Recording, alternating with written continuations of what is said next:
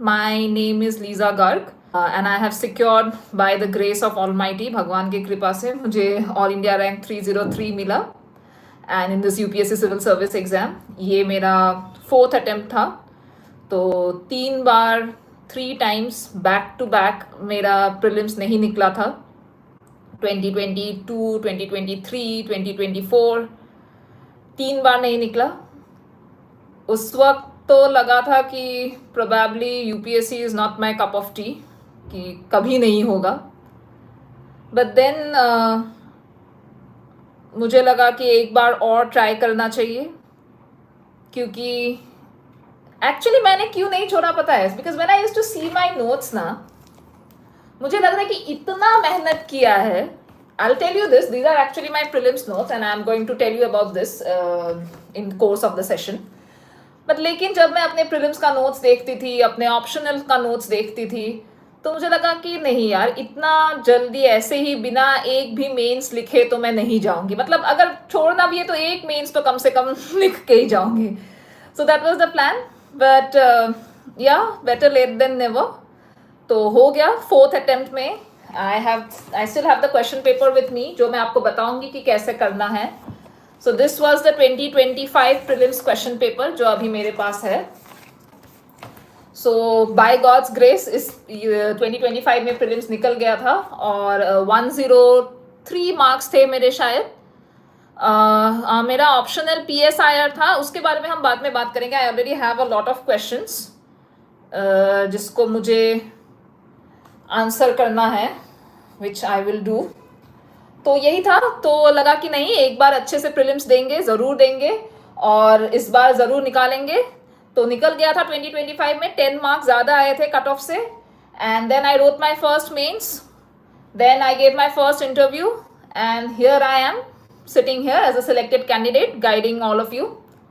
तो मैं यही चाहूँगी कि ये जो 2026 का प्रीलिम्स जो भी था, जैसा भी था, आई नो बहुत लोगों के लिए ये अनएक्सपेक्टेड था and I being a selected candidate I agree कि जो हम जैसे हम तैयारी करते हैं, जो कभी कभी हम लक्ष्मीकांत हो गया, फिर इकोनॉमी हो गया, ज्योग्राफी हो गया, स्टैंडर्ड सोर्सेज के क्वेश्चंस नहीं थे उसमें, तो थोड़ा बहुत शॉक फैक्टर था। कुछ मेंस के एथिक्स के पार्ट्स भी आ गए थे।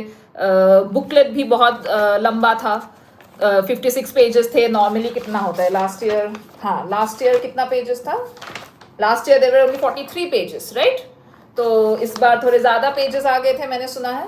सो जो भी है, उससे डिमोरलाइज नहीं होना है, ठीक है? तो शुरू करते हैं और live session. Let me take the questions one by one and after this session I hope you will get a new insight towards the exam, towards prelims, mains, interview or anything related to the UPSC exam.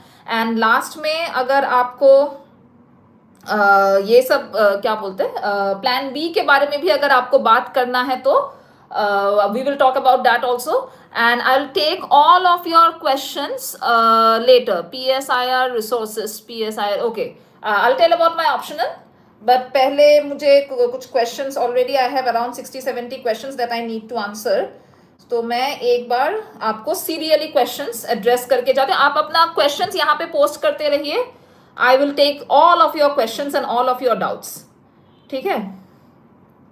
So okay, UPSC की journey के बारे में तो मैंने बता ही दिया था। मेरा 3 बार नहीं हुआ था प्रीलिम्स, उसके बाद this was my first selection. तो इसके बारे में मैं नहीं बताऊंगी। सक्सेस, आपको सक्सेस का क्रेडिट आप किसको देते हैं? Of course my father. And in fact मैं यही बोलना चाहूँगी पेरेंट्स को कि प्लीज़ प्लीज़ प्लीज़ अपने बच्चों को सपोर्ट कीजिए, बिकॉज आई नो, मैं आपको ऑनेस्टली बताऊँ, जब मेरा नहीं हुआ था तीसरी बार, being a girl in late 20s, बहुत कुछ सुनने को मिला था। मेरे पेरेंट्स को, मम्मी को बहुत लोगों ने सुनाया था कि तुम अपनी बेटी को, तुम क्या समझती हो कि तुम्हारी बेटी यूपीएससी निकालेगी, ऑल ऑफ दैट।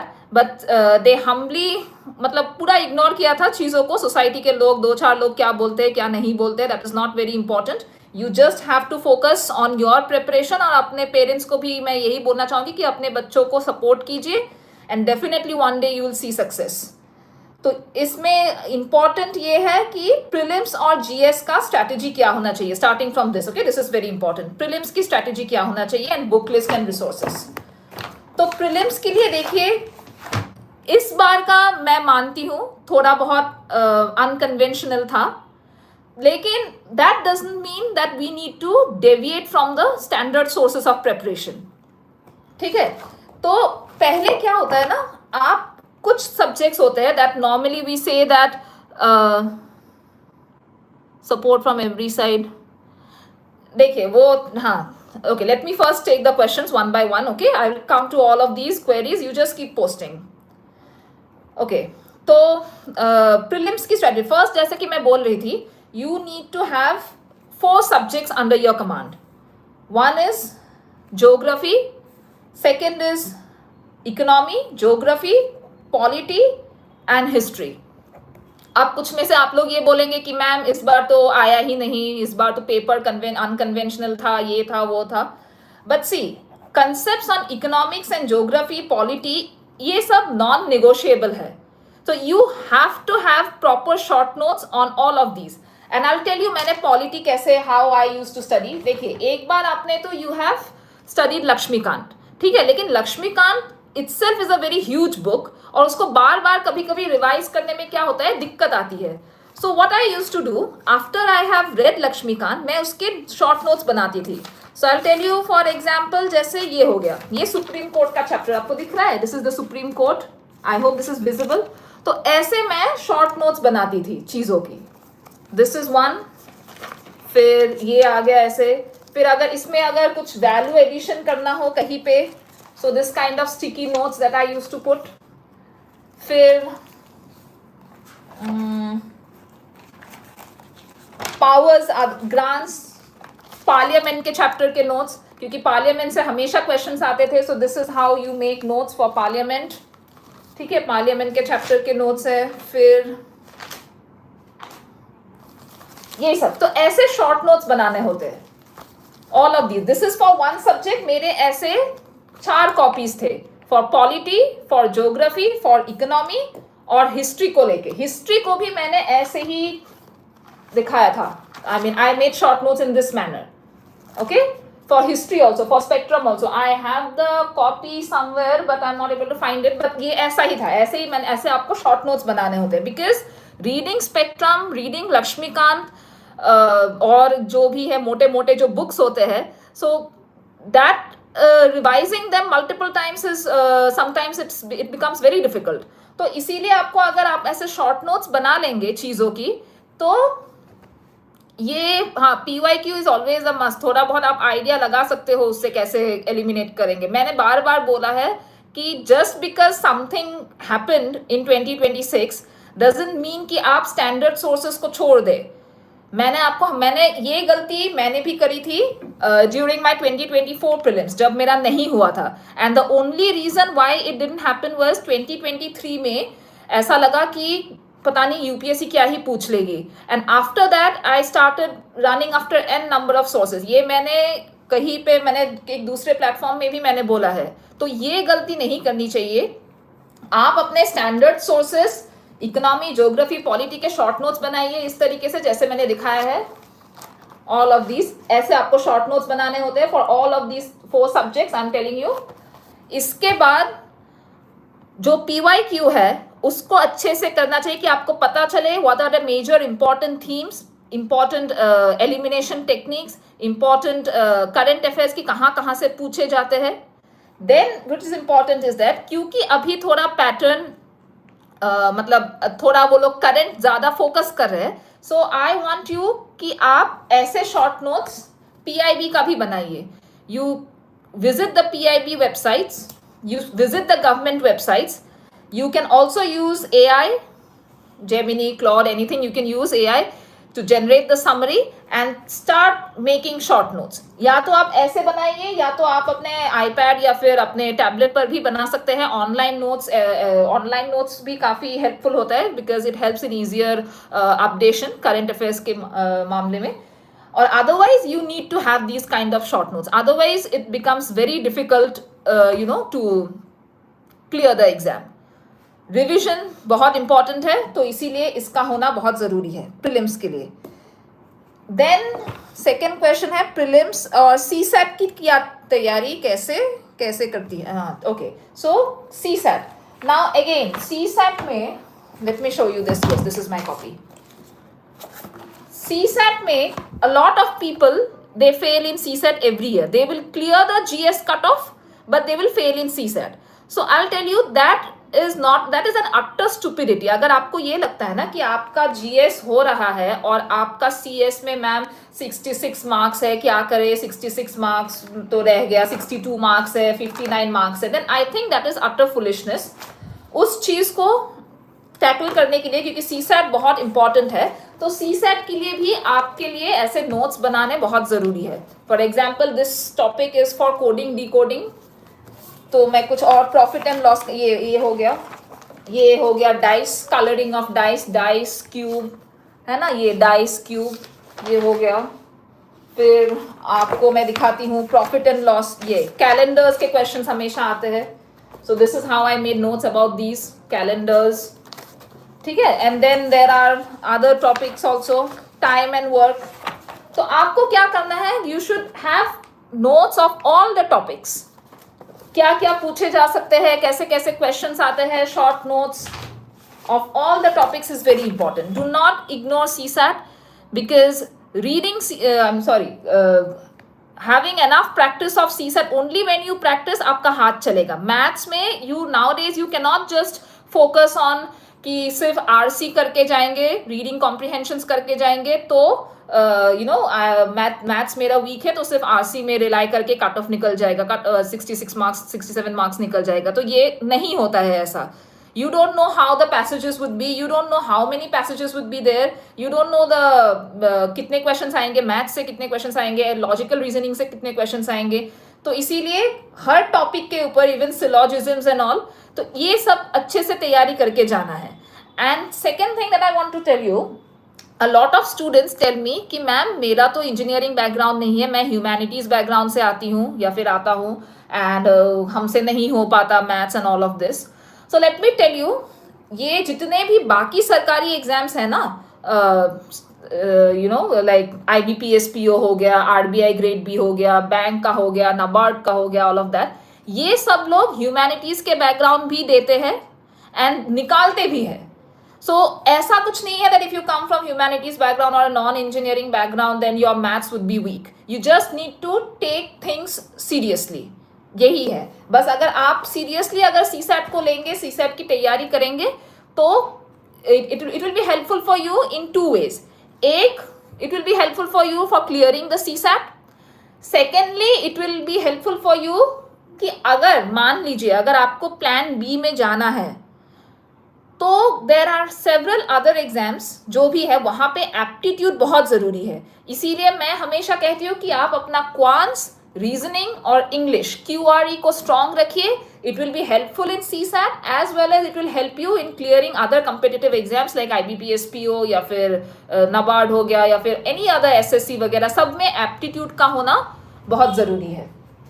तो इसीलिए ये हो गया प्रीलिम्स के लिए. रफली for prelims for GS and CSAT, main thing is that you need to have your own short notes. यही है. ये अगर नहीं है ना, then it will be very very difficult for you to revise, and if you do not revise you will not be able to retain the things, and if you cannot retain then you will not be able to reproduce in the exam. हाँ, NCERTs का कैसे देखें. NCERTs का I'll tell you, NCERTs को अपने किसी phone या tablet पे डाउनलोड भी आप कर सकते हैं, या फिर you can just take the textbook, उसको एकदम फास्ट एक बार रीड करना और जो भी इम्पॉर्टेंट पॉइंट्स है उसको हाईलाइट कर देना है बस.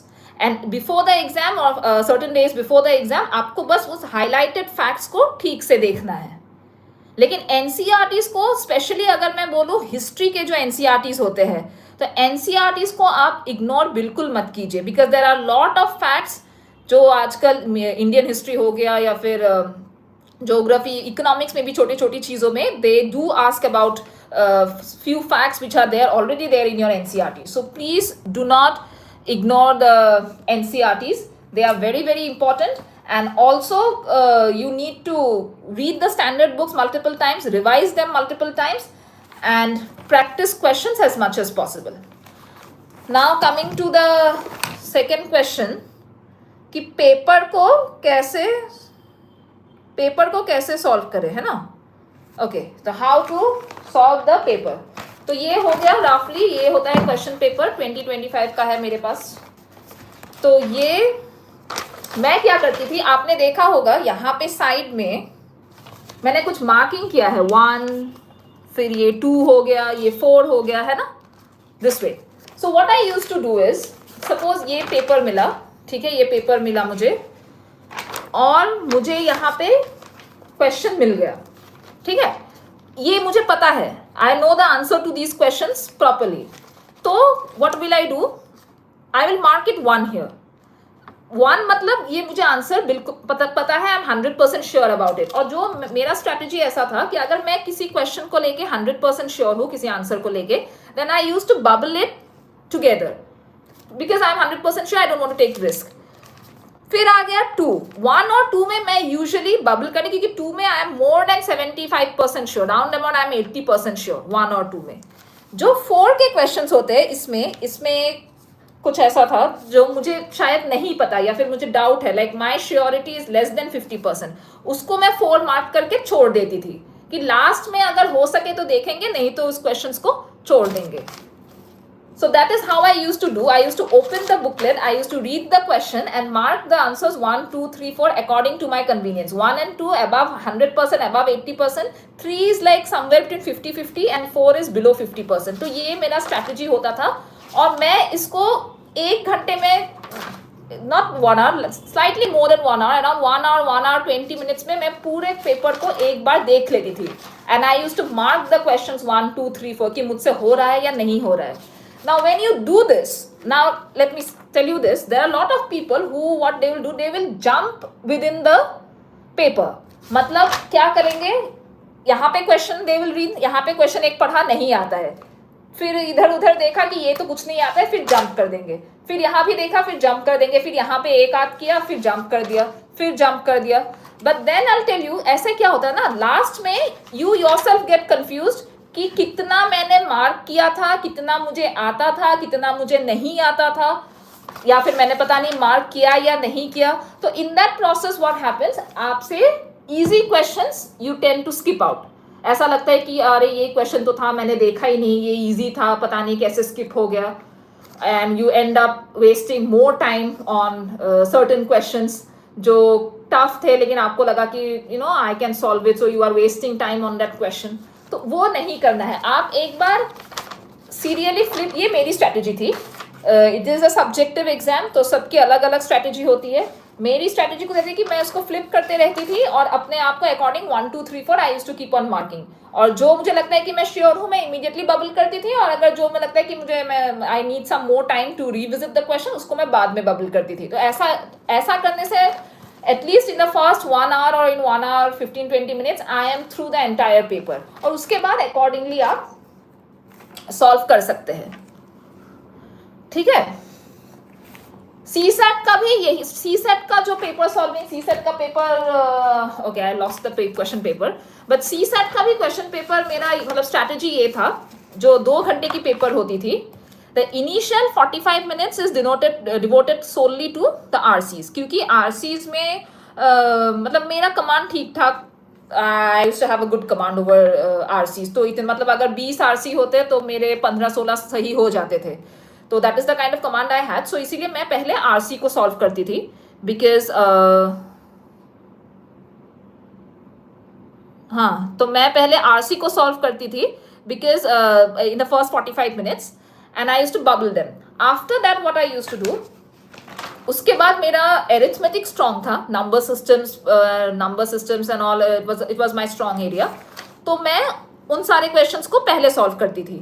और जो लॉजिकल रीजनिंग, जो PNC मतलब परमुटेशन एंड कॉम्बिनेशन या प्रोबेबिलिटी का क्वेश्चन हो गया, या फिर कुछ ऐसे क्वेश्चंस होते हैं जो बहुत टाइम कंज्यूमिंग होते हैं, तो उनको मैं थोड़ा बाद में सॉल्व करती थी, ठीक है। तो उसको मैं इस तरीके से मैंने CSAT पे, but I would suggest you कि अगर आपको एक सेफ स्कोर चाहिए for CSAT, then please try to attempt round about 50 questions, ठीक है, क्योंकि कभी कभी थोड़ा बहुत 19-20 RC में चला जाता है, हमारी इंटरप्रिटेशन में नॉट बी व्हाट मतलब हमारी जो इंटरप्रिटेशन होती है, कभी कभी यूपीएससी उस चीज़ को थोड़ा चेंज करते हैं, हमें लगा कि बी ऑप्शन सही होगा, यूपीएससी सी आंसर दे देती है ना, that kind of thing it happens. तो इसी